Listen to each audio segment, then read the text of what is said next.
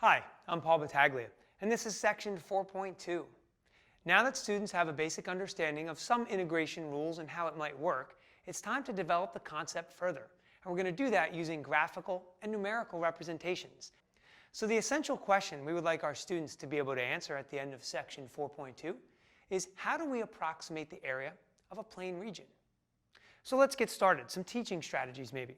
The first thing students will notice about this section is the notation. I'm specifically talking about sigma notation.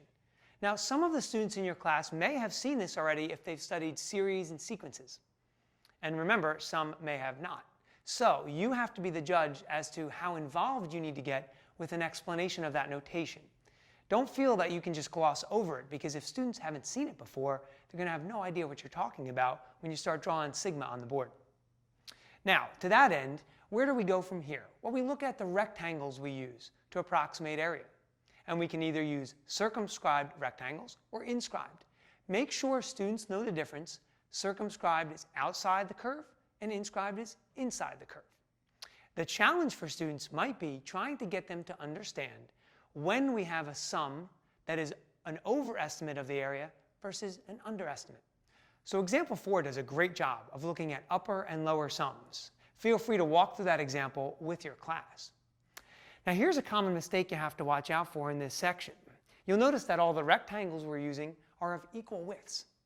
And because of that, students start to make assumptions. They assume that when we do this, we'll always use equal widths.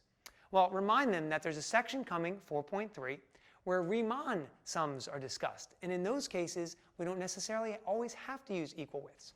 If you want to go a little further, try using a table with intervals that are unequal and ask them, how would this change the way we find the area under this curve? And what we're looking for is students who try and blanket that and say, I think you could just do length times width times 5 rectangles. Well, of course we can't do that now because the widths are not the same. Now, on the AP exam, the notation that you might see is a little bit abstract. Now, if the abstractness is a bit much for your class, or if you feel uncomfortable with their ability to navigate through it, understand it's very important foundationally to develop this concept. And if students don't see it now, they may see it in a college calculus class. However, due to that abstractness, if you feel or your class feels more comfortable with the approach used in 4.3, feel free to explore that as well.